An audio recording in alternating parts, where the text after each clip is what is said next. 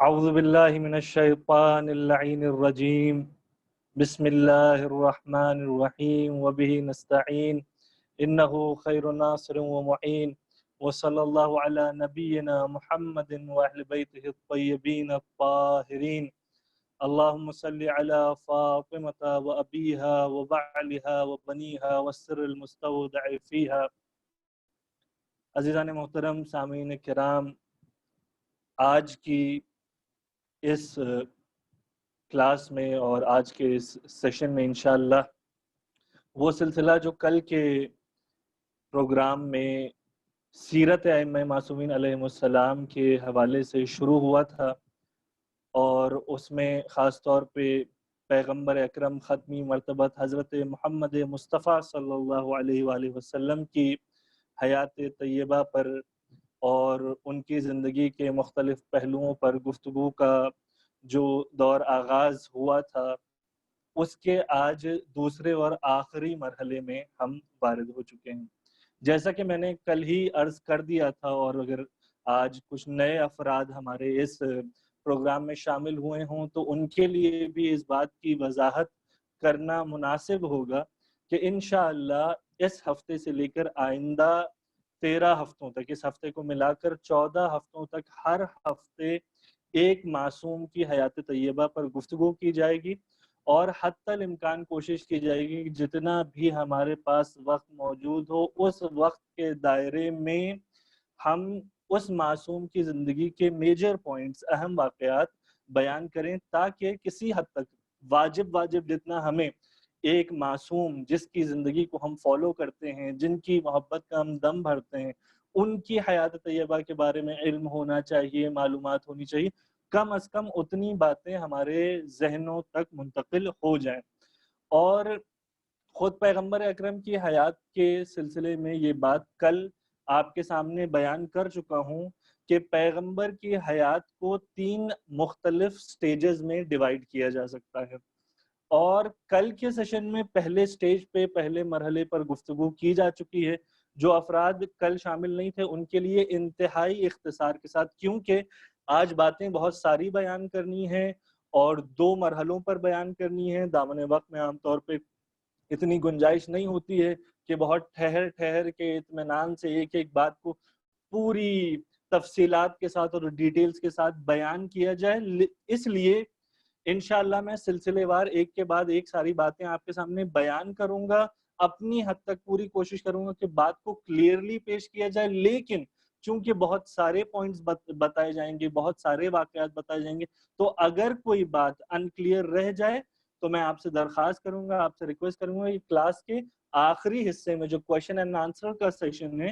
اس میں آپ اس بات کی کلیریفیکیشن مجھ سے لے لیں، اور اگر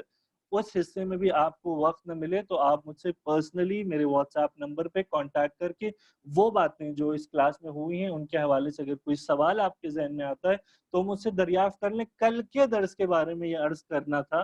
کہ کل ہم نے خود عربستان کی یعنی عریبین پیننسلا کی تاریخ کے بارے میں کچھ باتیں معلوم کی، اور اس میں خاص طور پہ بطحہ یا مکہ یہ شہر کیسے بسا، اس کو بسانے والے کون تھے،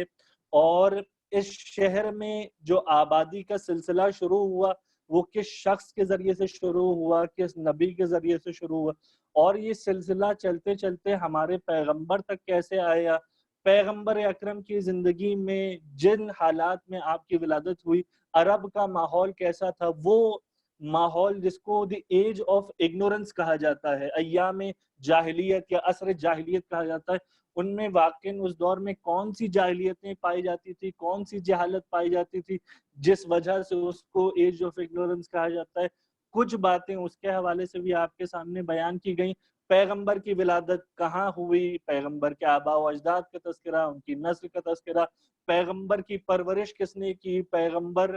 کے دیکھ ریکھ اور کفالت اور گارڈین شپ کا پورا انتظام کس نے کیا، اور وہاں سے لے کے ولادت سے لے کے پہلے مرحلے میں ہم نے پیغمبر کی بعثت تک یعنی ظاہری طور پر پیغمبر کے مبعوث برسالت ہونے تک کی جو مختلف اہم باتیں ہیں وہ آپ کے سامنے کل کے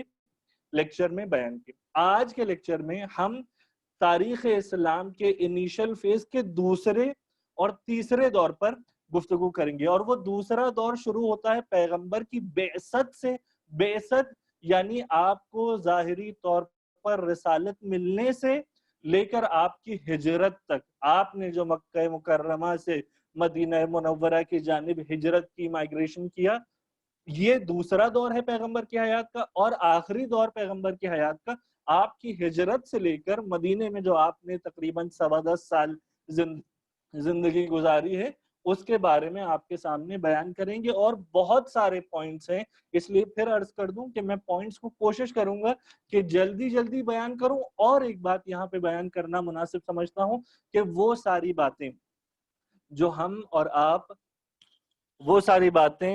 آپ عام طور پر مجلسوں میں اور مختلف پلیٹ فارم سے سنتے آئے ہیں, اور ان پر روشنی زیادہ ڈالی جا چکی ہے اور جاتی ہے, ان کو زیادہ زیر بحث لایا جاتا ہے, ان پر زیادہ گفتگو کی جاتی ہے, ان کا تذکرہ ضرور کروں گا, لیکن صرف ایک اشارہ دوں گا, انڈیکیشن دوں گا. اس کے برخلاف وہ باتیں جن کا عام طور پر تذکرہ نہیں ہوتا ہے پیغمبر کی سیرت کے حوالے سے, پیغمبر کی زندگی کے حوالے سے, ان باتوں کو زیادہ تفصیل کے ساتھ اور زیادہ ڈیٹیل میں اپنے وقت میں رہتے ہوئے آپ کے سامنے بیان کیا جائے گا. اب سب سے پہلی بات یہ کہ عام الفیل کے یعنی اس ہاتھیوں کے واقعے کے گزرنے کے 40 سال کے بعد, یعنی خود پیغمبر کی زندگی کے 40 سال مکمل ہونے کے بعد پروردگار عالم نے مکہ مکرمہ میں غار حرا میں جبرائیل امین کو بھیج کر قرآن مجید کی سورہ علق کی پہلی 5 آیتوں کو پیغمبر اکرم کے قلب مبارک پر نازل کیا. اور یہاں سے آپ کی بعثت کا یعنی آپ کی پیغمبری کا اور آپ کی رسالت کا سلسلہ شروع ہوا. یہ بات یہاں تک کل میں آپ کے سامنے بیان کر چکا ہوں کہ وہ پہلی چند آیتیں کون سی تھی, لیکن یہاں پر ایک بات بیان کرنا انتہائی ضروری ہے کہ جب 27 رجب کو یہ واقعہ جو جبرائیل امین کا غار حرا میں نازل ہونے کا ہے, وہ 27 رجب 40 عام الفیل کا واقعہ ہے یا بعثت کے پہلے سال کا واقعہ ہے. یہ واقعہ جب پیش آیا تو اس کے بعد سے 3 سال تک پیغمبر اکرم پر کوئی وحی نازل نہیں ہوئی, جس عرصے کو زمانے یا دوران فترت کہا جاتا ہے. فترت یعنی ایک گیپ کا ڈیوریشن, جس میں وحی کے نزول میں ریولیشن آف ورسز کے سلسلے میں ایک گیپ آ گیا, اور سورہ علق کی اور سورہ فاتحہ کی آیات کے بعد پھر پیغمبر کے اکرم کے اوپر 3 سال تک کوئی آیت نہیں نازل ہوئی. لیکن اس کا یہ مطلب نہیں ہے کہ پیغمبر اکرم نے رسالت کے کام انجام نہیں دیے. ان 3 سالوں تک خود تاریخ میں ملتا ہے کہ پیغمبر نے سیکرٹ انداز سے, سیکرٹیولی, مخفیانہ طور پر اپنی رسالت کا کام انجام دیا ہے. وہ لوگ جن کے بارے میں پیغمبر کو یہ محسوس ہوا کہ ان سے 1-on-1 کانٹیکٹ کے ذریعے سے اور ان کو خود الہی پیغام ان تک منتقل کرنے کے ذریعے سے اسلام کی طرف دعوت دی جا سکتی ہے اور یہ اسلام قبول کر لیں گے, ان کو پیغمبر نے پرسنلی کانٹیکٹ کیا. اب یہاں سے ایک بات اور بیان کر دوں کہ پیغمبر کی بعثت کے بعد سے جب تک پیغمبر کی ہجرت نہیں ہوئی مدینے کی جانب, جو بھی واقعہ کیلکولیٹ کیا جائے گا اس کو پیغمبر کی بعثت سے کیلکولیٹ کیا جائے گا. یعنی اب بعثت 40 عام الفیل میں ہوئی تو اب عام الفیل کے ٹرم کو نہیں استعمال کیا جائے گا, اب خود بعثت کے ٹرم کو استعمال کیا جائے گا, کیونکہ اس سے بھی بہت بڑا واقعہ عرب کی سرزمین پہ ایک شخص کا نبی قرار پانا, یہ جب واقعہ منظر عام پر آیا تو اب عربک کیلنڈر کو بعثت سے کیلکولیٹ کیا جانے لگا. تو اب بعثت کے 3 سال تک کوئی وحی نازل نہیں ہوئی, مخفی طور پر پیغمبر نے رسالت کا کام انجام دیا. 3 سال گزرنے کے بعد پروردگار عالم نے اپنے نبی کو یہ حکم دیا کہ اب وہ کھل کر رسالت کا اعلان کریں, اوپنلی تمام کفار کو, تمام قریش کے افراد کو اسلام کی طرف انوائٹ کریں. اور خود سورہ ہجر میں آیت نازل ہوئی جس کی آیت کا مفہوم فَاصْدَعْ بِمَا تُؤْمَرُ, وہ حکم اور وہ امر اے میرے نبی جو آپ کو دیا جا چکا ہے آپ اس کا کھل کر اعلان کریے. خود قرآن میں یہ آیت نازل ہو گئی. جیسے ہی آیت نازل ہوئی، تاریخ کہتی ہے کہ پیغمبر کوہ صفا کی بلندی پر گئے، وہی صفا اور مروہ میں سے ایک کوہ صفا جن کے درمیان سعی کرنا حاجیوں کے لیے واجب ہے، پیغمبر اس کی بلندی پر گئے اور تمام تر قریش والوں کو پیغمبر نے وہاں پر جمع کیا، ایک باندھ دی، ایک صدا دی اور سب کو وہاں پر پیغمبر نے جمع کیا، اور جمع کرنے کے بعد سب سے پہلے پیغمبر نے ان سب سے کہا کہ اگر میں تم سب سے یہ کہوں کہ اس کوہ صفا کے پیچھے سے، اس پہاڑی کے پیچھے سے ایک بہت بڑا لشکر تمہارے اوپر حملہ آور ہونے والا ہے، تمہارے خلاف اٹیک کرنے والا ہے، تو کیا تم میری بات پر بھروسہ کرو گے؟ سب نے ہم آواز ہو کر ایک آواز میں کہا کہ ہم نے کبھی اپنی پوری زندگی میں اور آپ کی پوری حیات میں آپ سے سچ کے علاوہ کچھ سنا ہی نہیں ہے، آپ جو کہیں گے ہم اس کو مانیں گے۔ اگر پیغمبر نے کہا کہ تم مجھے اگر اس حد تک سچا مانتے ہو، صادق مانتے ہو، تو میں تم سب کو وحدہ لا شریک ایک پروردگار کی عبادت کی طرف دعوت دے رہا ہوں، اور تم سب کو اس عذاب سے ڈرانا چاہتا ہوں، اور اس عذاب سے ڈرانے کا مجھے حکم دیا گیا ہے جس کے نتیجے جو تمہیں اس بت پرستی اور آئیڈل ورشپ کے نتیجے میں مل سکتا ہے، اور تمہارے اوپر وہ عذاب نازل ہو سکتا ہے۔ تو خدا کی پرستش کرو اور ان بتوں کی عبادت کو چھوڑ دو۔ وہاں پر پیغمبر نے کھل کر یہ اعلان کیا، اور جیسے ہی پیغمبر نے یہ اعلان کیا تو اس پورے مجمع میں جو ابھی پیغمبر کی صداقت کا، ان کے ٹروتفل ہونے کا اعلان کر چکا تھا کہ اگر آپ کہیں گے کہ پیچھے سے کوئی لشکر آ رہا ہے تو ہم مان لیں، اس پورے مجمع میں ایک ہنگامہ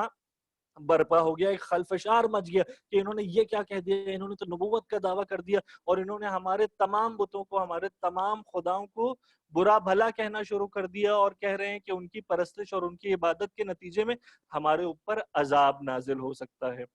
یہ ایک کھل کر پیغمبر نے اعلان کر دیا، اور یہ بات عرب کے تمام قبیلوں میں اور تمام افراد، تمام خانوادے اور فیملیز میں پھیل گئی۔ اب اگلی آیت نازل ہوئی پیغمبر کے اوپر، وَأَنذِرْ عَشِيرَتَكَ الْأَقْرَبِينَ، اے میرے نبی آپ اپنے نزدیکی اقربا کو اور اپنے کلوز ریلیٹیوز کو وارن کریں، ان کو ڈرائیں۔ کس چیز سے؟ اسی عذاب سے ڈرائیں جو بت پرستی کے نتیجے میں ان کے اوپر نازل ہو سکتا ہے۔ جیسے ہی پیغمبر کے اوپر یہ آیت نازل ہوئی، پیغمبر نے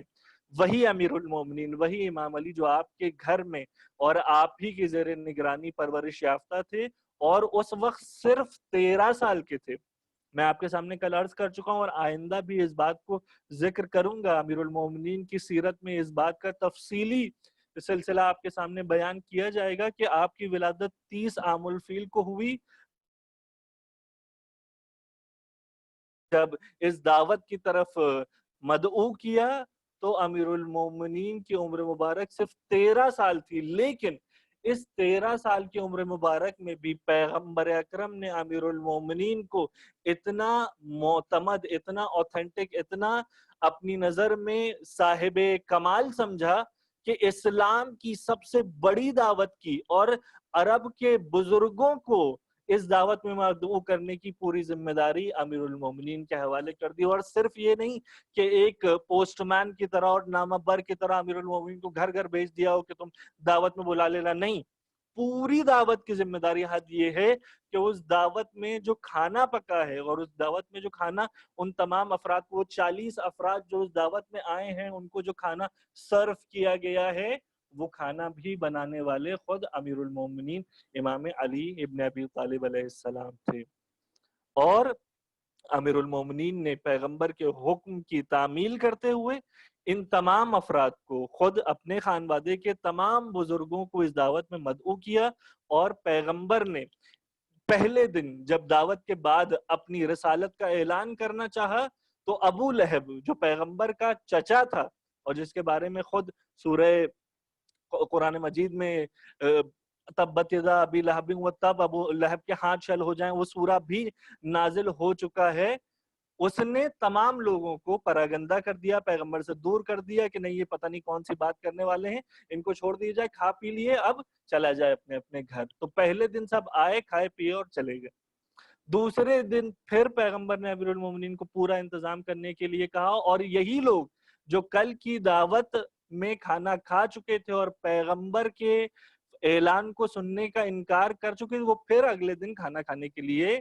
پیغمبر کی دعوت پر لبیک کہتے ہوئے چلے آئے، اور اگلے دن بھی انہوں نے پوری کوشش کی. بعض روایت میں ملتا ہے کہ 3 دن تک پیغمبر دعوت دیتے رہے اور یہ انکار کرتے رہے. انہوں نے پوری کوشش کی کہ پیغمبر کی بات ہی نہیں سنی جائے, لیکن پیغمبر نے وہ اعلان کر دیا کہ میں آپ کو عذاب الہی سے ڈرا رہا ہوں, آپ میرے اقربا ہیں, آپ میرے رشتہ دار ہیں, آپ سب سے میرا خونی رشتہ ہے, تو میرا فریضہ اول یہ ہے کہ آپ کو میں اس عذاب سے بچاؤں اور آپ کو اس دردناک پنشمنٹ سے محفوظ رکھوں جو قیامت کے دن بت پرستی کے نتیجے میں آپ کے اوپر نازل ہو سکتی ہے. اور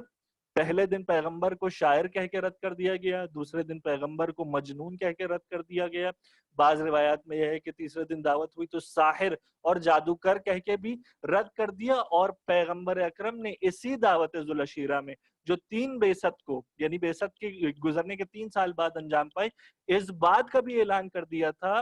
کہ جو شخص بھی میری اس کار رسالت میں مدد کرے گا وہی میرا وصی ہوگا, وہی میرا جانشین ہوگا, اور وہی میرے بعد اس امت کا لیڈر, قائد, رہبر اور امام ہوگا. ایکم یوازرنی فی ھذا الامر, تم میں سے کون ایسا ہے جو مجھے اس امر میں حمایت کرے, میری مدد کرے. تو پہلے دن بھی مدد کرنے کا اعلان صرف امیر المومنین نے کیا, دوسرے دن بھی مدد کرنے کا اعلان صرف امیر المومنین نے کیا, اور تیسرے دن یا دوسرے دن بعض روایت کے اعتبار سے جب اور کوئی نہیں اٹھا اور امیر المومنین ہی اٹھ کے یہ فرماتے ہیں کہ یا رسول اللہ میں آپ کی کار رسالت میں مدد کرنے کے لیے پوری طریقے سے آمادہ ہوں, تو اسی وقت سب سے پہلی بار 40 اپنے ہی خاندان کے افراد کے سامنے پیغمبر اکرم نے امیر المومنین کی جانشینی کا, ان کی وصایت کا, اپنے بعد ان کی امامت کا کھل کر اعلان کر دیا. اگر کسی کو غدیر کے دن صحرائے غدیر میں وہ پیغام نہ سنائی دیا ہو کہ اتنے سارے لوگ تھے ہم نہیں سن پائے,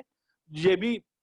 اس کی مکاری ہوگی, لیکن وہ تمام افراد جو وہاں پہ موجود تھے ان کے سامنے پیغمبر نے گھر میں امیر المومنین کی ولایت کا اعلان کر دیا تھا. اور اس بارے میں آپ کو تفصیلی طور پر امیر المومنین کی سیرت میں بیان کروں گا کہ کتنے ایسے واقعات ہوئے جس میں تمام صحابیوں کے سامنے, کفار قریش کے سامنے, اپنے صحابیوں کے سامنے, انصار کے سامنے, مہاجرین کے سامنے, سب کے سامنے مولا کی ولایت کا بار بار پیغمبر اکرم نے اعلان کیا. اب یہ دعوت ذوالعشیرہ کا سلسلہ جب ختم ہوا تو وہ افراد جو کھانا کھا کے پھر جا رہے تھے ان میں سے بعض افراد نے جناب ابو طالب کو تانا دینا شروع کر دیا کہ تمہارے بھتیجے اب نبوت کا دعویٰ کریں گے اور تم خود ان کے بزرگ ہو کے, ان کے سرپرست ہو کے اب ان کی پیروی کرو گے, یہ اتنے بڑے ہو گئے. نعوذ باللہ, اس طریقے کی ساری باتیں پیغمبر کے بارے میں کہہ کر ان کو تانا دے کر وہ تمام افراد وہاں سے نکل گئے, لیکن خاموش نہیں رہے. اب انہوں نے دھیرے دھیرے جیسے ہی پیغمبر کی دعوت اسلامیہ کے سکسس کو دیکھنا شروع کیا تو فوراً اس بات کا ڈر ان کے دل میں بیٹھ گیا کہ کہیں ایسا نہ ہو کہ تمام لوگ, ہمارے اپنے خادم, ہمارے اپنے غلام, ہمارے اپنے بیٹے, ہماری اپنی زوجہ دھیرے دھیرے ان کے دین کو ماننے لگے, ان کے دین کو قبول کرنے لگے اور ہم سے دور ہونے لگے. تو انہوں نے پیغمبر کے خلاف سازشیں کرنا شروع کر دیا اور سازشوں کے ساتھ ساتھ بے انتہا پیغمبر کے اوپر مصیبتیں یہ روا رکھنے لگے, جاری رکھنے لگے. اور حد یہ ہے کہ پیغمبر اکرم خود فرماتے ہیں ما اوذی النبی قط کما اوذیت, مجھ سے پہلے 1,24,000 انبیاء جو اس دار دنیا میں نبوت کا کام انجام دینے کے لیے آئے ان میں سے کسی کو بھی اتنی اذیت برداشت نہیں کرنا پڑی ہے جتنی اذیت کا سامنا خود میں نے کیا. کوڑے پھینکے گئے, راستے میں پیغمبر کے کانٹے بچھائے گئے, پتھر مارا گیا پیغمبر کو گالیوں سے اور برے لہجے سے اور ہر انداز سے جیسے ممکن تھا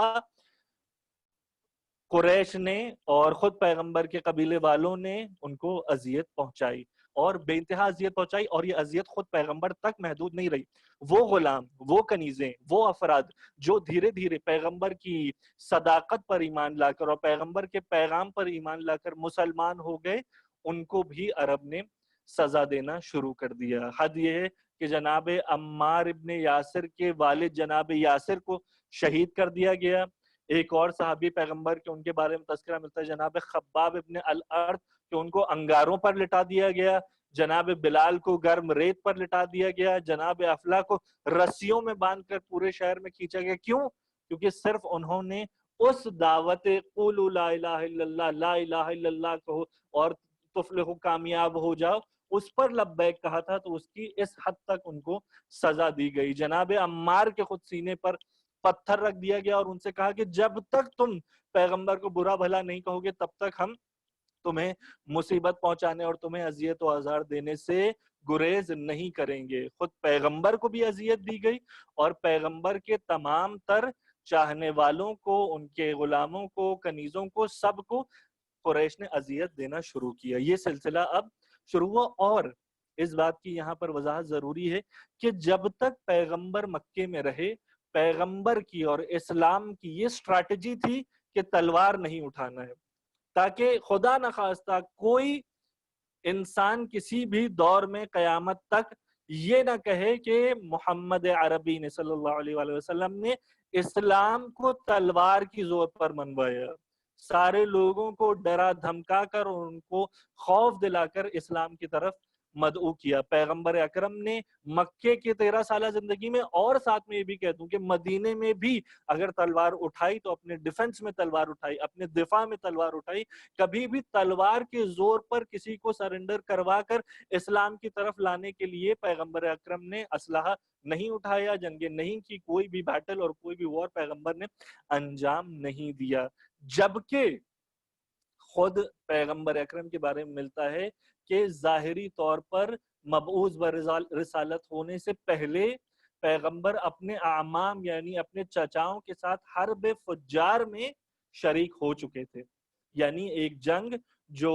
مظلوموں کی حمایت میں اس سے پہلے آپ کی بعثت سے پہلے انجام پائی تھی، جس کو حرب فجار کہتے ہیں، اس میں شریک ہو چکے تھے۔ ایک پیس ٹریٹی جس کو حلف الفضول کہا جاتا ہے، جس میں بہت سارے فضل نامی افراد تھے جن کے ساتھ ایک پیس ٹریٹی ہونی تھی، اس میں بھی پیغمبر شریک ہو چکے تھے۔ لیکن جب خود پیغمبر نے اپنی دعوت کا سلسلہ شروع کیا تو اسلحہ نہیں اٹھایا، مصیبتیں برداشت کرتے رہے، ایک پوری طریقے سے ڈیفینسو اسٹریٹجی کو پیغمبر اکرم نے اختیار کیا۔ یہ تو پیغمبر کی جو سوشل لائف تھی اس کی مصیبتیں تھیں جو وہ برداشت کر رہے تھے۔ ایک امتحان پروردگار عالم نے پیغمبر کی پرسنل لائف میں بھی یہ لیا کہ 3 بعثت کو، یعنی بعثت کے 3 سال گزرنے کے بعد جو پیغمبر کے ہاں سب سے پہلی اولاد جناب قاسم کی ولادت ہوئی، ان کا بھی 5 بعثت کو انتقال ہو گیا۔ 2 سال کی عمر میں پیغمبر کے سب سے پہلے فرزند جناب قاسم، ان کے بیٹے کا انتقال ہو گیا، اور اس انتقال کا نتیجہ یہ ہوا کہ بعض افراد نے جو پیغمبر سے دشمنی اور نفرت رکھتے تھے، پیغمبر کو ابتر کا طعنہ دینا شروع کر دیا۔ یہ 5 بعثت کا واقعہ ہے، بعثت کے 5 سال گزر جانے کا کے بعد کا واقعہ ہے کہ پیغمبر کو ابتر کا طعنہ دینا شروع کیا، جس کا نتیجہ یہ ہوا کہ بعض افراد اس بات پر بہکنے لگے کہ جب ان کی نسل ہی نہیں ہے تو ان کی دعوت کا اور اسلام کا سلسلہ آگے کیسے بڑھے گا، اور اگر اسلام کا سلسلہ آگے بڑھنے کی یہیں سے کوئی امید نہیں ہے، کوئی چانسز نہیں ہے، یعنی یہ دین ہی درست دین نہیں ہے، تو ان کو نہ مانا جائے، جس کے نتیجے میں اسی 5 بعثت میں 20 جمادی الثانیہ کو پروردگار عالم نے رحمت للعالمین نبی کے گھر میں رحمت کے طور پر شہزادی کونین جناب سیدہ فاطمہ الزہرا سلام اللہ علیہا کو بھیجا، اور مصداق سورہ کوثر کا نزول ہوا، اور پروردگار عالم نے سیدھے طور پہ اعلان کر دیا ان شانئک هو الابتر، اے میرے حبیب ہم نے تمہیں کوثر عنایت کیا ہے، آپ اس کے عوض شکر پروردگار کیجئے اور قربانی پیش کیجئے، اور آپ کا دشمن شانئک، آپ کا دشمن ابتر ہے، وہ مقتون نسل ہے، اور آپ کی نسل کا سلسلہ قائم و دائم رہے گا۔ اور یہی تاریخ بتاتی ہے کہ یہ جو اولاد اور یہ جو بیٹی پیغمبر اکرم کو پروردگار عالم نے کوثر کے لقب کے طور پر، کوثر کے مصداق کے طور پر عنایت فرمائی، اس کی نسل کا سلسلہ یعنی اس کے ذریعے سے پیغمبر اکرم کی نسل کا سلسلہ آج تک جاری و ساری ہے، اور انشاءاللہ قیامت تک جاری و ساری رہے گا۔ سارے دشمنان پیغمبر کی نسلیں منقطع ہو گئی، ہو جائیں گی، لیکن خود پیغمبر کی نسل کا سلسلہ اسی طریقے سے جاری رہے گا۔ یہاں پر یہ بات آپ کے سامنے بیان کر دوں کہ چونکہ پیغمبر کی اسٹریٹجی یہ تھی کہ ہمیں پوری طریقے سے ایک ڈیفنس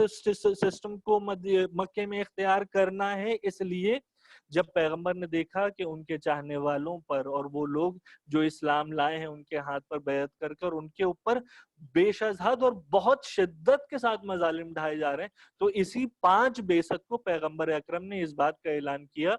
کہ مسلمانوں کا ایک گروپ ایک وقت ایک کاروان حبشہ کی طرف یعنی ابسینیا کی طرف ہجرت کر جائے، اور سب سے پہلی ہجرت جو عالم اسلام میں پیش آئی ہے وہ اسی 5 بیست میں آئی ہے کہ مکہ سے یعنی آج کے دور میں سعودی عربیہ سے آج کے دور کی 2 کنٹریز ایریٹریا اور ایتھوپیا کی جانب،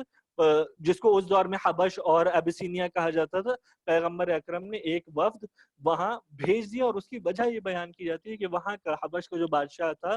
وہ تھا تو بظاہر کرسچن، نجاشی جس کا نام تھا وہ کرسچن تھا، مسیحی تھا، لیکن پیغمبر اکرم خود یہ فرماتے ہیں اور اس دور میں یہ بات مشہور تھی کہ وہ بہت انصاف پسند اور عادل بادشاہ تھا، تو پیغمبر کو اس بات کی امید تھی کہ وہ عدل سے کام لے گا پیغمبر کے ان چاہنے والوں کے ساتھ جو مکے سے حبشہ کی طرف ہجرت کر کے جا رہے۔ 2 ہجرتیں ہوئیں، پہلی ہجرت میں 16 افراد گئے اور دوسری ہجرت میں جناب ابو طالب کے فرزند اور امیر المومنین کے بڑے بھائی جناب جعفر ابن ابی طالب کی قیادت میں اور ان کی لیڈرشپ میں 86 مرد 86 مین اور 18 ویمن دوسری ہجرت میں حبشہ گئی، یعنی کل ملا کے 104 لوگ پھر سے حبشہ کی طرف روانے ہوئے، جس کی بہت لمبی داستان ہے کہ یہاں سے عمرو عاص جیسے افراد کو قریش نے اور کفار مکہ نے بھیجا کہ تم جا کر نجاشی سے درخواست کرو، اس کو تحفے تحائف دو کہ ان تمام افراد کو واپس بھیج دے تاکہ اسلام نہ پھیلنے پائے، یہ لوگ باہر جا کے اسلام کو پیغام نہ پہنچانے پائیں، اور پھر ان کو واپس بلا کر ان کے اوپر شکنجہ کسا جائے، ان کے اوپر مظالم ڈھائے جائیں۔ لیکن وہ تفصیلی واقعہ ہے کس طریقے سے سورہ مریم کی تلاوت کر کے نجاشی کو پوری طریقے سے اپنی جانب جناب جعفر طیار نے کر لیا۔ اس سے آگے بڑھتے واقعات بہت زیادہ ہیں، اس لیے دھیرے دھیرے اب اگلے مرحلے پر ابو جہل جیسے افراد، ابو لہب جیسے افراد، ابو سفیان جیسے افراد نے پیغمبر کو بے شمار اذیتیں دینا شروع کیا، لیکن جب ان کی اذیتوں کا سلسلہ بہت زیادہ بڑھ گیا تو پیغمبر کے لیے سینہ سپر ہو کر جناب حمزہ جو پیغمبر کے چچا تھے انہوں نے بھی اپنے اسلام کا اعلان کر دیا، اور جناب حمزہ کی طاقت، ان کی شجاعت اور ان کی بہادری کا عرب میں شہرہ تھا اور چرچا تھا، اور جیسے ہی کفار نے دیکھا کہ حمزہ جیسے شخص نے بھی اسلام کا اعلان کر دیا ہے تو کسی حد تک ان مصیبتوں کا سلسلہ تھما۔ اور دوسری طرف تاریخ میں یہ بھی ملتا ہے کہ خود عمر کی بہن نے بھی اسلام قبول کر لیا اپنے شوہر کی وجہ سے، کیونکہ وہ اسلام لے آئے تھے تو انہوں نے اپنی زوجہ کے سامنے بھی اسلام پیش کیا، ان کے اوپر بھی قرآن کی تلاوتیں اور قرآن کے پیغامات کو جب پیش کیا ان کے سامنے تو وہ بھی مسلمان ہو گئی۔ اور ایک لمبا چوڑا واقعہ خود اہل سنت کی تاریخ میں ملتا ہے جس کا خلاصہ یہ ہے کہ عمر اتنے غصہ ہو گئے، اتنے بھڑک گئے اس بات پر کہ وہ تلوار لے کر اپنے بہنوئی اور اپنی بہن کے گھر گئے کہ ان کو قتل کر دیں گے، کیسے بت پرستی کے دین کو چھوڑ کر مسلمان ہو گئے۔ اور پھر اس میں بعض روایات میں ملتا ہے کہ جب کچھ سوروں کی انہوں نے آیتوں کی تلاوت سنی تو خود بھی بہت حد تک وہ راغب ہوئے اور پیغمبر کو قتل کرنے کے لیے جا رہے تھے، لیکن راستے میں آ کر کسی نے ان کو سمجھا دیا تو وہ خود بھی اسلام لے آئے۔ اور بقول اہل سنت کے کہ عمر اسلام لے آئے تو پیغمبر کو بہت سکون ہوا اور بہت راحت ہوئی کہ ایک طرف حمزہ ایمان لے آئے ہیں، ایک طرف عمر بھی اسلام لے آئے۔ یہ سارے واقعات بھی اور سچے جھوٹے واقعات آپ کو روایات میں مل جائیں گے۔ اس کے بعد اب اگلی اسٹریٹجی جو قریش نے اپنائی وہ یہ تھی کہ جناب ابو طالب کے اوپر جو کہ پیغمبر کے کیئر ٹیکر اور گارڈین تھے ان کے اوپر فورس کرنا شروع کیا، ان کو پریشرائز کرنا شروع کیا، دباؤ ڈالنا شروع کیا کہ آپ کسی طریقے سے اپنے بھتیجے کو اس بات کے لیے آمادہ کریں کہ وہ اس تبلیغ سے اور اس اسلام کی دعوت سے ہاتھ اٹھا لیں۔ پہلی بار جب کہا گیا تو پیغمبر کے سامنے جناب ابو طالب صرف پیغام لے کے آئے کہ اے میرے بھتیجے، اے میرے بیٹے، تمہارے قبیلے والوں نے اور قریش والوں نے تمہارے لیے یہ پیغام بھیجا ہے۔ پیغمبر صراحتاً کلیئرلی جناب ابو طالب سے کہتے ہیں اے چچا، آپ ان سب کو اس بات کی خبر دے دیجئے کہ اگر میرے دائیں ہاتھ پر چاند اور بائیں ہاتھ پر سورج بھی رکھ دیا جائے کہ میں اس کار رسالت سے دستبردار ہو جاؤں اور ہاتھ اٹھا لوں تو میں یہ کام ہرگز نہیں کروں گا. یہ ڈٹرمنیشن، یہ ول پاور اور یہ فرم بلیف تھا پیغمبر کو کہ ابھی مجھے مصیبتیں برداشت کرنی ہیں، ابھی مجھے مظالم برداشت کرنا، اذیتیں برداشت کرنی ہیں، لیکن ایک دن یہ دین یقیناً کامیاب ہوگا اور کامیابی کی طرف جائے گا اور مکمل ہو کر رہے گا. تو پہلی پیشکش تو پوری طریقے سے پیغمبر نے رد کر دی کہ ممکن ہی نہیں ہے کہ میں کار رسالت سے دور ہٹ جاؤں. اب دوسری طرف خود جناب ابو طالب کو ان لوگوں نے اپنے زوم میں اپنی طرف کرنے کی کوشش کی کہ دیکھیے آپ محمد کے گارڈین ہیں، آپ ان کے کیئر ٹیکر ہیں، ہم آپ کے سامنے ایک آفر رکھتے ہیں. ہمارے قبیلے کا ایک انتہائی خوبصورت اور انتہائی حسین و جمیل لڑکا عمارہ جس کا نام ہے، آپ اسے اپنے پاس رکھ لیجئے. آپ کو کسی کی نگرانی کرنی، پرورش کرنی، آپ عمارہ کو اپنے پاس رکھ لیجئے اور محمد کو ہمارے حوالے کر دیجئے. تو فوراً جناب ابو طالب نے اس بات کا اعلان کیا کہ یہ کیسا احمقانہ فیصلہ ہے تمہارا کہ تمہارے خوبصورت بچے کو اور تمہارے بہترین جوان کو میں اپنے پاس رکھ کر اس کی پرورش کروں، اور میرے نور نظر کو اور میری آغوش کے پالے محمد کو تم اپنے حوالے لے کر اس کو قتل کر دو. میں ہرگز اس بات کو قبول نہیں کروں گا. اور جناب ابو طالب نے بھی کھول کر اس بات کا اعلان کر دیا، قم یا سیدی، اے میرے سید و سردار. اپنے بھتیجے کو جناب ابو طالب سید و سردار کہہ رہے ہیں. کسی اور دن انشاءاللہ اگر وقت ملا تو آپ کے سامنے بیان کروں گا کہ جناب ابو طالب نے کن کن طریقوں سے پیغمبر کا دفاع کیا اور اپنے اسلام کا، اپنے ایمان کا اظہار کیا. ایک حد تک آپ کو عقد جناب خدیجہ کے سلسلے میں بیان کر چکا ہوں، لیکن آئندہ اگر کبھی موقع ملا تو ضرور بیان کروں گا. پیغمبر سے جناب ابو طالب کہتے ہیں، قم یا سیدی، اے میرے سید و سردار، آپ کھڑے ہوئیے، آپ اس پیغام رسالت کو نشر کریے. کس میں ہمت ہے کہ میری موجودگی میں آپ کا بال بھی بیکا کر سکے اور آپ کے خلاف کوئی بھی اقدام کر سکے. اب جب جناب ابو طالب سے بھی پوری طریقے سے ان لوگوں نے اس بات کو محسوس کر لیا کہ کوئی کوآپریشن اور کوئی سپورٹ نہیں ملنے والا ہے، تو نیکسٹ اسٹریٹجی جو کفار قریش کی تھی وہ یہ تھی کہ اکنامک اعتبار سے، یعنی اقتصادی اعتبار سے اور معاشی اعتبار سے، سوشل اعتبار سے، سماجی اعتبار سے پوری طریقے سے پیغمبر کا اور وہ تمام افراد جو پیغمبر کے خانوادے سے تعلق رکھتے ہیں اور اسلام لا چکے ہیں، ان کا بائیکاٹ، نہ ان کے ساتھ کوئی تجارت کرے گا، نہ ان کے ساتھ کوئی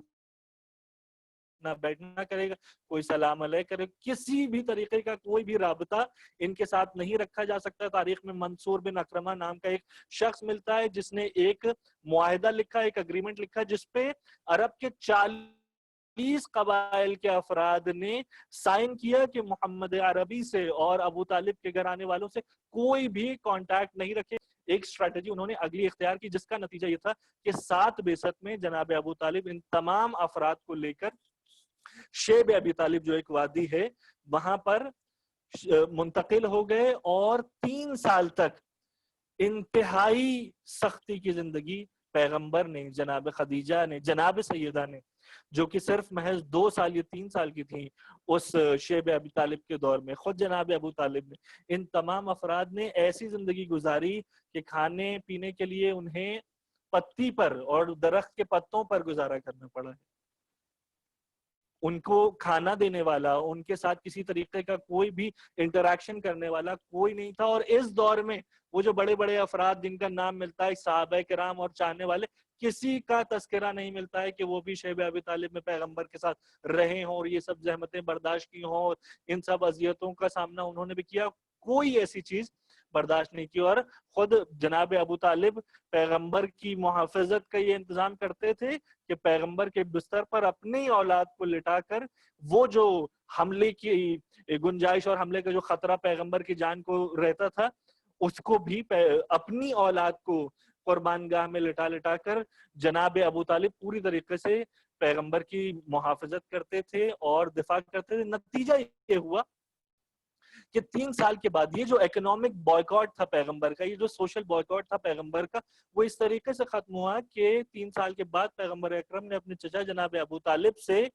یہ بتایا، ان کو یہ خبر دی کہ اے چچا، آپ جا کر ان لوگوں سے کہہ دیں کہ وہ پورا اگریمنٹ جو آپ نے سائن کیا تھا، 40 افراد نے سائن کیا تھا، اس کو دیمک، ٹرمائٹ پوری طریقے سے کھا چکا ہے اور اس میں اب کچھ نہیں بچا رہ گیا سوائے اللہ کے نام کے. جیسے ہی جناب ابو طالب نے یہ خبر دی اور ان لوگوں نے جا کر دیکھا تو اس پورے کانٹریکٹ کو، اگریمنٹ کو دیمک کھا چکا تھا اور صرف اللہ کا نام باقی تھا. جب یہ دیکھا گیا تو انہوں نے اس بائیکاٹ کو ختم کر دیا. لیکن اتنی مصیبتیں اور اتنی پریشانیاں جناب ابو طالب، جناب خدیجہ، خاندان کے دیگر افراد برداشت کر چکے تھے کہ نتیجہ یہ ہوا کہ وہی 10% یعنی اس بائیکاٹ کے ختم ہونے کے 3 سال کی مدت گزرنے کے بعد 10% کو جناب ابو طالب کا بھی انتقال ہو گیا اور جناب خدیجہ کا بھی انتقال ہو گیا. یعنی سوشل اعتبار سے جو پیغمبر اکرم کے سب سے بڑے حامی تھے، سب سے بڑے سپورٹر تھے جناب ابو طالب، ان کا بھی انتقال ہو گیا. اور اکنامک اعتبار سے، مالی اعتبار سے جو اسلام کی سب سے بڑی محسنہ تھی، سب سے بڑی مددگار تھی، جناب خدیجہ پیغمبر کی تنہا زوجہ، ان کا بھی انتقال ہو گیا. یہاں پہ یہ بھی بیان کر دوں کہ جناب خدیجہ کے ساتھ پیغمبر نے ازدواجی زندگی کی جتنی مدت گزاری ہے اور کسی زوجہ کے ساتھ نہیں گزاری ہے، اور جب تک جناب خدیجہ زندہ رہیں پیغمبر اکرم نے کسی سے بھی ازدواج اور کسی سے بھی شادی نہیں کی. وہ سال جس میں جناب خدیجہ اور جناب ابو طالب کا انتقال ہوا، اس سال کو پیغمبر نے عام الحزن یعنی ایئر آف سورو ڈکلیئر کر دیا، اور سال بھر پیغمبر نے غم منایا ہے جناب خدیجہ کی گزر جانے کا اور جناب ابو طالب کے گزر جانے کا. اس سے بھی بہت ساری باتیں ثابت ہوتی ہیں، انشاءاللہ کبھی موقع رہا تو اس کی طرف اشارہ کروں گا. اب جب کہ جناب ابو طالب اور جناب خدیجہ یہ دونوں سپورٹر اور حامی پیغمبر کی دنیا سے گزر گئے تو جناب خود پیغمبر اکرم کو اور ان کے تمام گھر والوں کو پہلے سے کہیں زیادہ مصیبتیں برداشت کرنی پڑی، مظالم برداشت کرنی پڑی، جس کا نتیجہ یہ تھا کہ 13 بیست کو، یعنی بیست کے 13 سال گزرنے کے بعد 2 ربیع الاول کی تاریخ میں پیغمبر اکرم کو پروردگار عالم نے یہ حکم دیا کہ اب آپ مکہ چھوڑ دیں، اب آپ اپنا آبائی وطن چھوڑ دیں اور مدینے کی طرف ہجرت کر جائیں. اور وہ واقعہ آپ کو ہجرت کا معلوم ہے، اس کی ڈیٹیلز بیان نہیں کروں گا، کسی حد تک امیر المومنین کی سیرت میں بیان کروں گا کہ آپ پیغمبر اکرم امیر المومنین کو اپنے بستر پر لٹا کر مکے کو ترک کر کے مدینے کی طرف روانہ ہو گئے. اور کیا وجہ تھی کہ پیغمبر نے امیر المومنین کو چھوڑ دیا؟ اس میں ایک وجہ یہ تھی کہ پیغمبر جبکہ کفار مکہ کے دین سے تعلق نہیں رکھتے تھے، جبکہ ان کے خلاف بیزاری کا اعلان کر چکے تھے، جبکہ یہ سارے کفار پیغمبر کے حوالے سے اپنے دل میں انتہائی نفرت اور کدورت رکھتے تھے، لیکن یہ پیغمبر کو ٹرسٹ وردی اور امانت دار مانتے تھے. اس کے باوجود، ان تمام چیزوں کے باوجود یہ اپنی امانتوں کو پیغمبر کے پاس رکھواتے تھے، اور انہی امانتوں کو لوٹانے کے لیے پیغمبر نے امیر المومنین کو اپنے بعد مکے چھوڑ دیا تھا، اور وہ ان ساری امانتوں کو لے کر، یعنی 3 فاطماؤں کو لے کر پھر امیر المومنین مکے سے روانہ ہوئے. اور راستے میں امیر المومنین کے اس مختصر سے قافلے کو روکا گیا اور بہت شدت سے امیر المومنین کے خلاف جنگ کی گئی. ایک وہاں پر بھی مزاحمت ایجاد کی گئی. امیر المومنین ان تمام لوگوں کے خلاف جنگ کر کے ان کو اپنے راستے سے ہٹا کر 3 فاطمہ بنت محمد صلی اللہ علیہ وآلہ وسلم سلام اللہ علیہ، فاطمہ بنت اسد خود امیر المومنین کی والدہ اور فاطمہ بنت زبیر، ان تینوں کو لے کر امیر المومنین مکے سے مدینے کی جانب آئے. دوسری طرف پیغمبر اکرم نے جب مکہ چھوڑا تو پیغمبر اکرم رات ہی کے وقت گئے. یہ بھی تاریخ میں ملتا ہے کہ 40 قبائل کے افراد نے برہنہ تلواروں کے ذریعے سے پیغمبر کی گھر کا گھیراؤ کر لیا تھا. تو پیغمبر نکلے کیسے؟ تاریخ میں ملتا ہے کہ پیغمبر نے سورہ یاسین کی ایک آیت کی تلاوت کی. ابھی اس آیت کو آپ اس کلاس سے پہلے سماعت فرما چکے ہیں، جس میں پروردگار عالم ارشاد فرماتے ہیں وَجَعَلْنَاهُمْ مِنْ بَيْنِ أَيْدِيهِمْ سَدًّا وَمِنْ خَلْفِهِمْ سَدًّا وَأَغْشَيْنَاهُمْ فَهُمْ لَا يُبْصِرُونَ. اس آیت کی تلاوت فرما کر پیغمبر اکرم نے ایک مشتخاک اپنی مٹھی میں لی اور ان کی طرف پھینک دی، اور پیغمبر نے جیسے یہ عمل انجام دیا پوری طریقے سے ان کی آنکھوں کے سامنے اندھیرا چھا گیا، اور اسی کے ضمن میں پیغمبر اکرم اپنے گھر سے روانہ ہو گئے. اور جا کر پہلے کچھ دن تک 20 منزلوں کے بارے میں ملتا ہے کہ 20 منزلوں کو طے کرتے ہوئے پیغمبر مکے پہنچے. غار سور میں پیغمبر ٹھہرے، جس کا واقعہ قرآن مجید میں بھی اشارہ ملتا ہے کہ ان کے ساتھ ایک اور صحابی بھی تھے ابھی، اور وہ لوگ غار تک پہنچ جائیں گے تو زور زور گریا کرنا شروع کر دیا. انہوں نے اپنی طرف سے یہ کہنا شروع کیا کہ مجھے اپنی جان کا خوف ہے، لیکن مورخین نے لکھا کہ اس گریے کے ذریعے سے ان سپاہیوں کو متوجہ کرنا چاہ رہے تھے کہ یہاں پر پیغمبر اکرم پناہ لیے ہوئے ہیں. لیکن پروردگار عالم کا یہ انتظام تھا کہ اس نے عنکبوت کا، مکڑی کا جالا اس غار پر بنا دیا، اور جب وہ لوگ آئے اور انہوں نے اس غار کو، اس کیف کو جب باہر سے دیکھا اور دیکھا کہ اس پہ مکڑیوں کا جالا بنا ہوا ہے، تو انہوں نے یہ تصور کیا کہ ممکن ہی نہیں ہے کہ جہاں مکڑی کا جالا بنا ہوا ہے وہاں کوئی آدمی داخل ہوا. تو وہاں سے الٹے پاؤں لوٹ گئے اور پیغمبر کے خلاف جو یہ سازش رچی گئی وہ بھی پروردگار عالم کے اس کرامت کے ذریعے سے اور معجزے کے ذریعے سے ناکام ہوئی. 20 منزلیں طے کرتے ہوئے 12 ربیع الاول کو پیغمبر اکرم مدینے کے نزدیک، مدینے کے 12 کلومیٹر دور ایک مقام ہے، مقام قباء، وہاں پہنچے. اور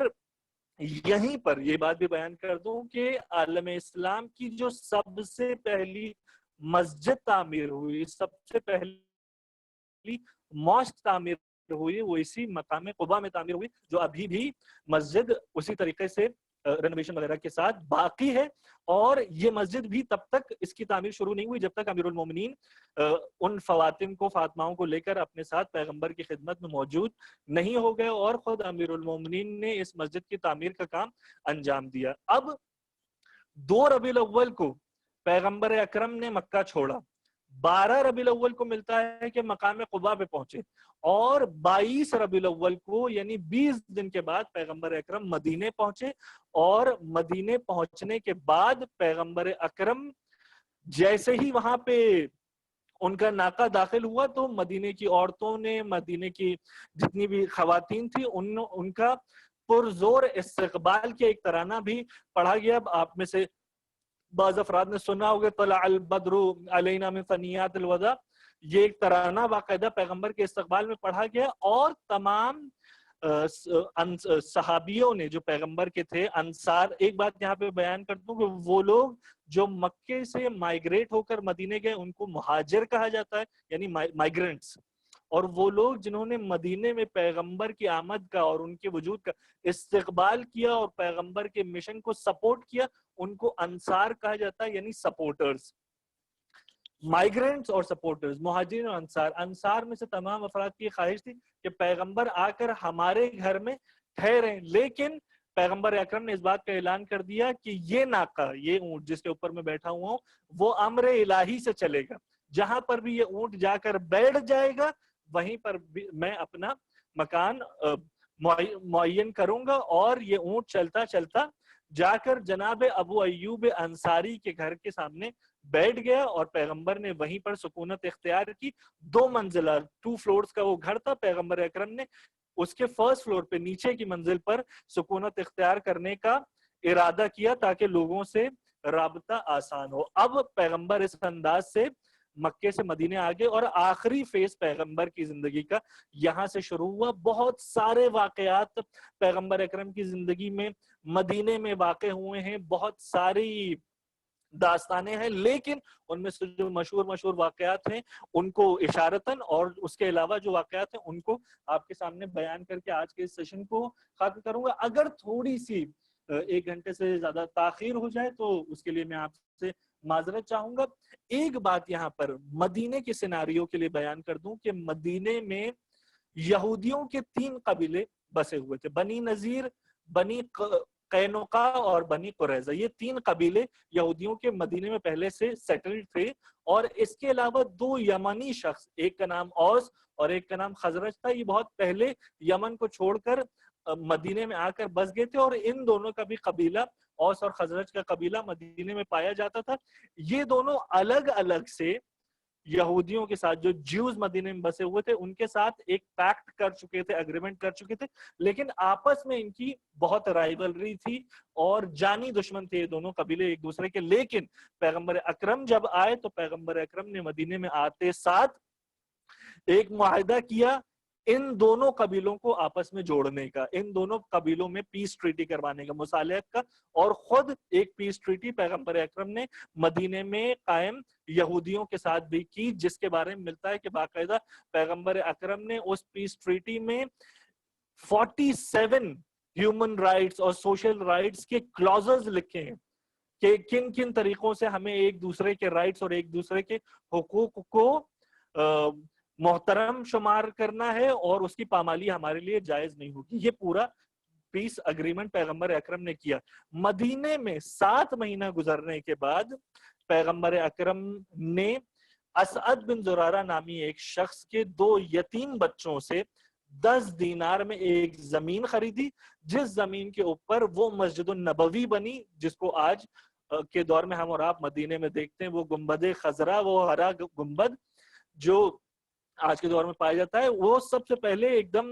درخت کی اور کھجور کے پیڑ کی شاخوں سے اور اس طریقے سے بہت ہی سادہ طریقے سے ایک مسجد بنی تھی، اور اس مسجد کی تعمیر کے بعد ہم اور آپ جو آج کے دور میں 17 رکعت دن میں واجب نمازیں پڑھا کرتے ہیں، یہ نماز مدینے میں پیغمبر کے وارد ہونے کے بعد 7 مہینہ گزرنے کے بعد مسجد النبوی کی تعمیر کے بعد تمام مسلمانوں کے اوپر واجب ہوئی ہے۔ دیگر احکام بھی پیغمبر نے یہاں پر نماز کے ساتھ ساتھ بیان کیے۔ بہت سارے اسلامی احکام جو ہمارے اور آپ کے اوپر واجب ہوئے ہیں، مسلمانوں کے اوپر واجب ہوئے ہیں، وہ مدینے میں آنے کے بعد واجب ہوئے ہیں، اور جب نماز واجب ہوئی تو اسی کے ساتھ ساتھ پیغمبر اکرم نے جناب بلال کو اس بات کا حکم دیا کہ تم اس نماز کے لیے اذان دو، اور یہیں سے اس اذان کی بھی سنت کا سلسلہ شروع ہوا، اور اسلام کے سب سے پہلے مؤذن جناب بلال قرار پائے۔ اس کے ساتھ ساتھ پیغمبر اکرم نے ایک اور کام یہ بھی کیا کہ وہ لوگ جو ہجرت کر کے مکے سے مدینے آئے تھے اور وہ لوگ جو پہلے سے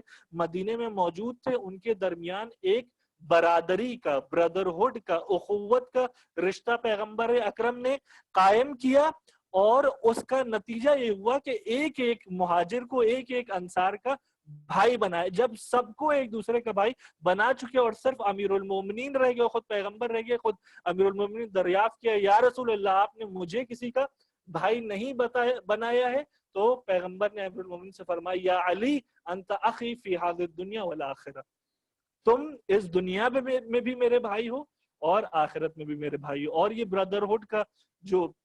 کووننٹ ہے، یہ جو صیغہ پڑھا گیا، کئی بار پڑھا گیا، اور ہر بار اپنا بھائی پیغمبر نے صرف امیر المومنین کو بنایا۔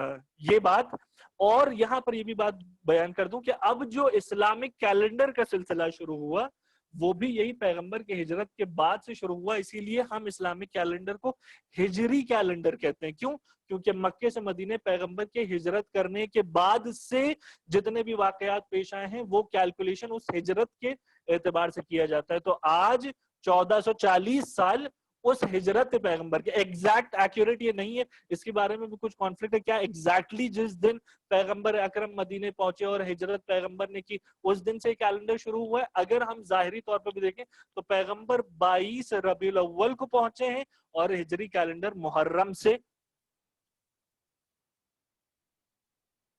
آواز نہیں آ رہی ہے؟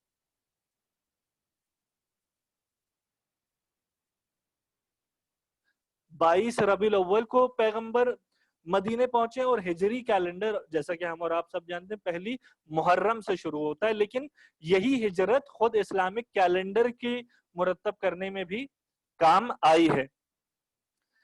اب یہ سارے واقعات پہلی ہجری میں انجام پائے۔ اب دوسری ہجری کے کچھ اہم واقعات آپ کے سامنے سلسلے وار بیان کروں گا، زیادہ ڈیٹیل میں نہیں جاؤں گا۔ سب سے پہلی بات کہ ابھی تک جو مسلمان نمازیں پڑھ رہے تھے وہ نمازیں خانہ کعبہ کی طرف نہیں ہو رہی تھیں، بیت المقدس یا بیت المقدس کی طرف انجام پا رہی تھی، لیکن دوسری ہجری میں پروردگار عالم کے حکم سے خود قرآن کی آیت قد نری تقلب وجهک فی السماء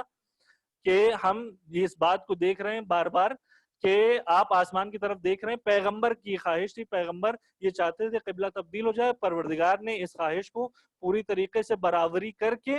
بیت المقدس کی جانب سے قبلے کو تبدیل کر کے خانہ کعبہ کی طرف قبلہ تبدیل کر دیا، اور یہ واقعہ بھی دوسری ہجری میں انجام پایا ہے۔ اور دوسری ہجری میں ہی یہ واقعہ بھی پیش آیا کہ وہ لوگ جو پیغمبر کے قتل کا پورا منصوبہ بنا چکے تھے، 40 افراد کو اپنے قبیلے سے مہیا کر چکے تھے، بہت ساری منصوبہ بندی کی تھی. اس کا بھی اشارہ قرآن میں پایا جاتا ہے، ڈیٹیلز میں نہیں جاؤں گا. جب پیغمبر مکے سے مدینے آ گئے اور پیغمبر کو مدینے والوں نے ایک بہت وارم ویلکم دیا اور پوری طریقے سے استقبال کیا، تو یہ بات ان کو ہضم نہیں ہوئی اور کفار مکہ نے اب پیغمبر کے خلاف حملہ کرنے کا، ان کے اوپر جنگی کارروائی کرنے کا منصوبہ بنایا، جس کا نتیجہ یہ ہوا کہ وہ 10 سال کی زندگی جو پیغمبر اکرم نے مدینے میں گزاری، اس کے بارے میں ملتا ہے کہ 80 سے لے کے 84 80 to 84 جنگیں پیغمبر اکرم یا ان کے بھیجے ہوئے علمداروں نے اور سردار لشکر نے لڑی ہیں. 80 to 84، بعض روایت میں 88 جنگیں پیغمبر اکرم کے خلاف کی گئی ہیں. یہ باتیں خود اب آپ مدینے کی جو زندگی پیغمبر اکرم کی دیکھیں گے، اس میں پوری طریقے سے اس بات کا آپ کو اندازہ ہوگا کس طریقے سے پیغمبر کو مدینے میں جنگوں کے ذریعے سے مصیبت میں مبتلا کیا گیا اور ایک کے بعد ایک جنگ پیغمبر کے اوپر تحمیل کی گئی. اور اسی دوسری ہجری میں جو سب سے بڑی جنگ، بہت ساری چھوٹی جنگیں ہوئی ہیں اس دوسری ہجری میں، حملے ہوئے ہیں، لیکن جو سب سے بڑی جنگ پیش آئی ہے اسے جنگ بدر کہا جاتا ہے. اسلام کی سب سے پہلی، سب سے بڑی اور سب سے مشہور جنگ. بہت ساری خصوصیتیں اس جنگ کی پائی جاتی ہیں. 313 افراد اس جنگ میں شامل تھے اور ان 313 افراد نے مد مقابل میں 950 کفار جو پیغمبر کے خلاف لڑنے کے لیے آئے تھے ان کو شکست دی ہے. اور ان میں سے 950 افراد میں سے 70 لوگوں کو قتل کیا گیا، جن کے بارے میں ملتا ہے کہ 35 افراد کو اکیلے امام علی نے قتل کیا اور باقی 35 کے قتل میں بھی امیر المومنین پوری طریقے سے شامل رہے. وہاں 70 لوگ تہہ تیغ ہوئے، فی النار ہوئے، اور مسلمانوں کی فوج سے صرف 14 لوگ شہید ہوئے. اور جتنے بھی کفار اسیر بن کر، وار پریزنرز بن کر آئے، ان کو یا تو پیغمبر نے بعض کو آزاد کر دیا فدیہ لے کے، کچھ رقم لے کے، یا تو پیغمبر نے ان کو یہ حکم دیا کہ وہ لوگ جو مسلمانوں میں سے پڑھنا لکھنا نہیں جانتے ہیں، آپ اگر ان کی تعلیم کا انتظام کریں، ہر آدمی اگر 10 مسلمان کو تعلیم دے گا، پڑھنا لکھنا سکھائے گا، اس کو لٹریٹ کر دے گا، تو ہم اسے آزاد کر دیں گے. اور یہاں سے اس بات کی بھی پوری طریقے سے وضاحت ہو جاتی ہے کہ پیغمبر کی نظر میں مال دنیا کی اہمیت نہیں ہے، تعلیم کی اہمیت ہے. کوئی بھی اگر تعلیم کو امپورٹنس دیتا ہے یعنی وہ پیغمبر کے دین کو صحیح طریقے سے سمجھائے. جاہلوں کا دین نہیں ہے، الٹریٹس کا اور اگنورنٹس کا دین یہ نہیں ہے. اسی دوسری ہجری میں وہ جو 3 قبیلے میں نے آپ کے سامنے بیان کیے یہودیوں کے جو پائے جاتے تھے، ان میں سے ایک قبیلہ جن کا نام بنی قینقاع تھا، انہوں نے پیس ٹریٹی توڑتے ہوئے کفار مکہ کا ساتھ دیا، جن کے نتیجے میں پیغمبر اکرم نے ان کے قلعے کا یہ جا کے قلعے میں ایک کیسل، ایک پیلس میں جا کے انہوں نے اپنے آپ کو کنفائن کر لیا. پیغمبر نے ان کے قلعے کا پوری طریقے سے گھیراؤ کر لیا، چھوڑ کر چلے گئے، ان کو مدینے سے نکال دیا گیا. اسی دوسری ہجری کے ذی الحج کے مہینے میں جناب سیدہ اور امیر المومنین کی شادی بھی ہوئی. اور اسی دوسری ہجری کے آخر میں پیغمبر کے ایک بہت جلیل القدر صحابی، ایک بہت بزرگ صحابی جناب عثمان بن مظعون کا بھی انتقال ہوا. اور یہ وہ سب سے پہلے شخص ہیں، یہ وہ سب سے پہلے صحابی ہیں جنہیں جنت البقیع میں دفن کیا گیا، اور انہی کے جوار میں پیغمبر اکرم نے اپنے فرزند جناب ابراہیم کو بھی دفن کیا. دوسری ہجری کا واقعہ یہاں پہ مکمل ہو گیا. تیسری ہجری میں جو سب سے اہم واقعہ منظر عام پر آیا وہ جنگ احد کا ہے، جب بدر میں معاویہ کے ماموں، معاویہ کے بھائی، معاویہ کے نانا اور ہندا کے رشتہ دار اور اتنے بڑے بڑے کفار اور مشرکین کے سرداروں کو امیر المومنین نے قتل کیا، جناب حمزہ نے قتل کر دیا. تو اس کا نتیجہ یہ ہوا کہ ان کا انتقام لینے کے لیے اور بدلہ لینے کے لیے یہ تیسری ہجری میں پھر حملہ آور ہوئے، اور جو جنگ واقع ہوئی اسے جنگ احد کہا جاتا ہے. اس جنگ میں بھی پوری طریقے سے مسلمان غالب آ چکے تھے، ڈومیننٹ تھے، لیکن بعض لوگوں نے جنہیں ایک پیسج پہ ایک درے پر پیغمبر اکرم نے اپنی اسلحوں کے ساتھ کھڑے رہنے کے لیے کہا گیا تھا، انہوں نے مال غنیمت کی لالچ میں نافرمانی کرتے ہوئے جیسی دیکھا بظاہر مسلمان غالب آ چکے ہیں اور کفار فرار اختیار کر چکے ہیں، انہوں نے وہ پیسج چھوڑ کے میدان میں مال غنیمت لوٹنے کا ارادہ کیا، اور جیسے ہی وہ پیسج چھوڑا وہاں سے خالد ابن ولید نے پیچھے کے راستے سے آ کر اس پہاڑی اور اس پیسج کے ذریعے سے پھر سے حملہ کر دیا، اور بڑے بڑے نام نہاد صحابی جن کا آج کے دور میں بہت چرچا کیا جاتا ہے وہ سب کے سب پیغمبر کو میدان میں اکیلا چھوڑ کر چلے گئے، صرف چند افراد اور اس میں بھی آخر میں امیر المومنین باقی رہے جنہوں نے پیغمبر کی جان کا دفاع کیا، ان کی محافظت کی، 16 بار اتنے بڑے اور شدید زخم کا سامنا کیا کہ 16 بار ملتا ہے کہ امیر المومنین اس جنگ میں لڑتے لڑتے زمین پر گر گئے، اتنے زخم امیر المومنین نے اپنی جان پر اور اپنے بدن پر برداشت کیے محافظت پیغمبر میں، اور جب خود پیغمبر نے امیر المومنین سے کہا یا علی جب سب مجھے چھوڑ کے چلے گئے تو تم کیوں نہیں گئے، تو امیر المومنین نے فرمایا اکفر بعد الایمان، کیا ایمان لانے کے بعد کافر ہو جاؤں، میں ہرگز آپ کو چھوڑ کر نہیں جا سکتا۔ 4 ہجری میں یہ واقعہ پیش آیا کہ یہودیوں کا جو دوسرا قبیلہ بنی نذیر تھا اس نے بھی پیغمبر کے ساتھ اپنی پیس ٹریٹی کو توڑ دیا، خیانت کی، اور پیغمبر جب ان کے سردار سے ملنے گئے تو پیغمبر کو قتل کرنے کا منصوبہ بنایا، جس کا نتیجہ یہ ہوا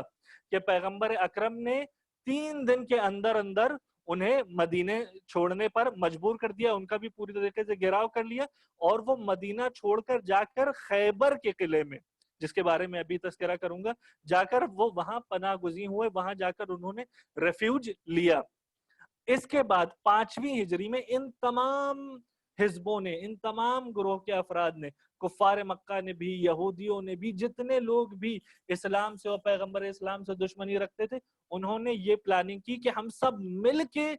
پیغمبر پر اور مدینے پر حملہ کر دیں۔ اس جنگ کو جو 5ویں ہجری میں انجام پائی، اسی جنگ کو جنگ احزاب یا جنگ خندق کہا جاتا ہے۔ خندق ٹرینچ کو کہتے ہیں، گڈھا کھودنا، اور یہ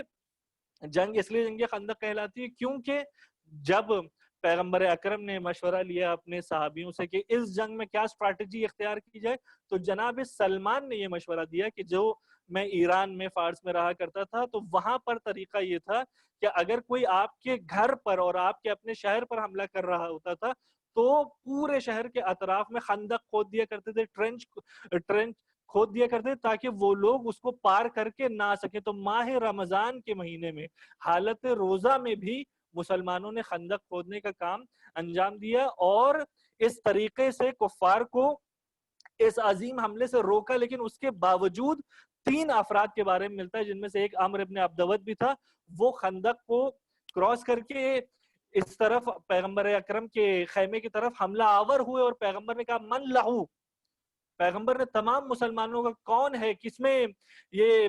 جذبہ ایمانی پایا جاتا ہے کہ جا کر امر کا سامنا کرے، کوئی بھی نہیں اٹھا، خود تاریخ کانہم علی رؤوسہم الطیر، ایسے سر جھکائے ہوئے بیٹھے تھے جیسے ان کے سروں پر پرندے بیٹھے ہوئے ہوں، اور پیغمبر بار بار پکار رہے تھے لیکن پیغمبر کی آواز پر سر تک نہیں اٹھا رہے تھے۔ اس میں بھی امیر المومنین بار بار اٹھے، انہوں نے کہا یا رسول اللہ میں جا کر اس کا سر قلم کروں گا، اور نتیجہ یہی ہوا کہ عمرو کو امیر المومنین نے قتل کیا۔ اسلام کو اس جنگ میں بھی فتح امیر المومنین کے ہاتھوں حاصل ہوئی، اور اس انداز سے عمرو کو قتل کیا کہ جب عمرو کی بہن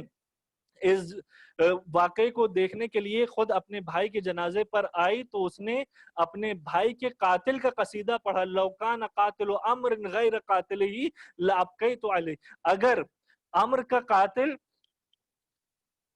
اس کے جس نے عمرو کو قتل کیا اس کے علاوہ کوئی ہوتا تو میں اپنے بھائی پر ضرور گریا کرتی اور روتی، لیکن جس نے میرے بھائی کو قتل کیا وہ اتنا شریف النفس آدمی ہے کہ نہ لباس چھینا، نہ میرے بھائی کے بدن سے اس کے زیورات چھینے، کچھ بھی نہیں کیا، یعنی وہ انتہائی شریف آدمی ہوگا۔ امیر المومنین نے قتل بھی کیا، اسلام کو فتح بھی دلوائی، اور اپنی شرافت کا قصیدہ بھی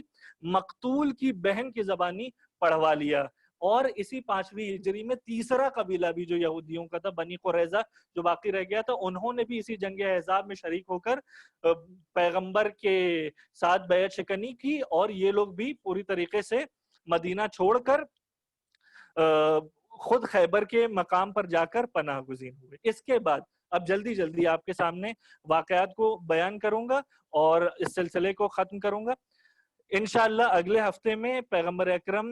کی دختر نیک اختر جناب سیدہ کی سیرت میں اگر کچھ واقعات رہ گئے تو وہ اسے وہاں بیان کیا۔ 6 ہجری کا جو انتہائی مشہور واقعہ ہے وہ صلح حدیبیہ کا واقعہ ہے، جس میں پیغمبر اکرم نے ان تمام جنگوں کے بعد جب عمرے کا فیصلہ کیا اور مکے کے نزدیک آئے اور مکے والوں نے جب ایک پیس ٹریٹی کی پیشکش پیغمبر کے سامنے رکھی تو پیغمبر اکرم نے اس کو ایکسپٹ کیا، اور اس موقع پر پیغمبر اکرم نے پیس ٹریٹی کر کے اس بات کا اظہار کر دیا کہ اگر جنگ کی جائے گی تو ہم اپنے ڈیفنس میں جنگ کریں گے، لیکن اگر اسلام کے یا مسلمانوں کے سامنے صلح کی پیشکش رکھی جائے گی تو الصلح خیر، ہم پیس کو اور پیس ٹریٹی کو ہمیشہ بہتر سمجھتے ہیں۔ اس بات کا بھی پیغمبر اکرم نے اظہار کر دیا۔ 7ویں ہجری میں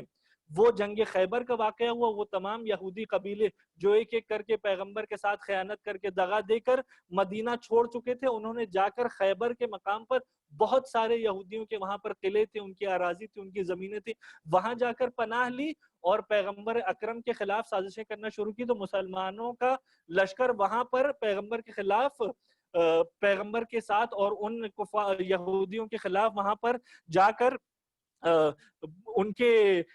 قصر کا محاصرہ کرنے لگا، اور ایک ایک کر کے وہاں پہ ابو بکر اور عمر ان تمام لوگوں کے بارے میں ملتا ہے کہ یہ لشکر لے کر گئے اور انہوں نے خیبر کے قلعے کو فتح کرنے کی کوشش کی، لیکن واپس اس حالت میں آئے کہ سردار لشکر والوں کے اوپر الزام لگا رہا تھا کہ یہ بزدل تھے، اور لشکر والے کہہ رہے تھے کہ سردار بزدل تھا۔ آخر میں امیر المومنین کے ہاتھوں میں امیر المومنین کو پیغمبر نے علم دیا، اور امیر المومنین حارث، انتر اور مرحب ان تینوں کو قتل کر کے فاتح خیبر بھی قرار پائے۔ 14,000 یہودی وہاں پر جمع تھے، اور ان سب کے خلاف محاصرہ کر کے امیر المومنین ان کے سرداروں کو قتل کر کے جنگ خیبر کی بھی فتح حاصل کی۔ اور اسی جنگ خیبر کے بعد یہودیوں نے اپنی زمینیں جس پہ جنگ نہیں ہوئی تھی وہ پیغمبر کو گفٹ کر دی، اور پیغمبر نے انہی زمینوں کو جن کا نام فدق تھا وہ اپنی دختر جناب سیدہ کو ایز اے گفٹ دے دیا۔ اسی جنگ خیبر کے بعد فدق کو گفٹ کے طور پہ پیغمبر اکرم نے دے دیا تھا۔ اسی 7 ہجری میں منبر رسول بھی بنایا گیا۔ اسی 7 ہجری میں وہ عمرہ جو 6 ہجری میں پیغمبر انجام نہیں دے پائے تھے، اپنے تمام ساتھیوں کے ساتھ پیغمبر نے عمرۃ القضا بھی انجام دیا۔ اسی 7 ہجری میں یہ بھی واقعہ پیش آیا۔ بس میں اس کو 5 منٹ میں سمیٹ رہا ہوں کہ پیغمبر نے 7 ہجری میں ایران میں جو سائرس تھا اس کو بھی خط لکھ کر اسلام کی طرف دعوت دی۔ روم میں جو سیزر تھا، جو قیصر روم تھا، اس کو بھی اسلام کی طرف دعوت دی۔ حبش کے نجاشی کو بھی اسلام کی طرف دعوت دی۔ عمان کے حاکم کو، مصر کے حاکم کو، بحرین کے حاکم کو، اور یمامہ کے حاکم کو، بصرہ کے حاکم کو، شام کے حاکم کو، ان سب کو پیغمبر نے خط لکھ کر اسلام کی طرف دعوت دی، اور اس سے یہ بھی واضح کر دیا کہ اسلام اپنا پیغام خطوط کے ذریعے اور ایک پیسفل انداز سے پہنچاتا ہے، تلوار کے ذریعے سے نہیں پہنچاتا ہے۔ اس کے بعد 8ویں ہجری میں جنگ موتا کا واقعہ ہوا، جس میں جناب جعفر طیار شہید ہوئے، اور یہ وہ جنگ ہے جس میں پیغمبر اکرم شامل نہیں ہوئے تھے۔ اس کے بعد 8ویں ہجری میں فتح مکہ کا بھی واقعہ پیش آیا، جس میں جب صلح حدیبیہ کے بعد مکہ کے ایک قبیلے سے پیغمبر اور مسلمانوں کی ایک پیس ٹریٹی ہوئی جس کو کفار مکہ نے توڑ دیا، تو 10,000 کا لشکر لے کر پیغمبر اکرم خود مکے کی جانب روانہ ہوئے، اور دا کانکویسٹ آف مکہ، مکہ پوری طریقے سے مسلمانوں کے ہاتھوں فتح ہو گیا۔ اسی سال جب مکہ فتح ہوا تو کعبے میں جتنے بھی بت پائے جاتے تھے ان کو پیغمبر اکرم نے امیر المومنین کو اپنے دوش پر سوار کر کے سارے بتوں کو توڑا۔ اسی وجہ سے امیر المومنین کو بت شکن بھی کہا جاتا ہے۔ وہ لوگ جنہوں نے اسلام کے اور مسلمانوں کے ڈر سے صرف اپنی جان کی حفاظت میں اسلام قبول کیا، ان کو طلقاء کہا جاتا ہے۔ ابو سفیان اور معاویہ جیسے لوگوں نے اسی 8 ہجری میں اسلام قبول کر لیا، اور ظاہری طور پہ اسلام قبول کرنے کے نتیجے میں پیغمبر اکرم نے ان سے کہا کہ تم طلقاء ہو، تم آزاد کردہ ہو، اور یہ بھی اسی واقعے کے بعد اعلان کر دیا تھا پیغمبر اکرم نے کہ جو لوگ فتح مکہ کے بعد اسلام لائے ہیں ان کو یہ حق حاصل نہیں ہے کہ وہ لوگ کبھی بھی خلیفۃ المسلمین یا مسلموں کے لیڈر بن سکیں۔ لیکن بنی امیہ نے اس عہدے کو بھی پیغمبر کی رحلت کے بعد کیسے غصب کیا اس کے بارے میں بھی آئندہ بیان کریں گے. اگلے سال 9 ہجری میں 2 واقعات پیش آئے، جن میں سے ایک واقعہ براءت کا تھا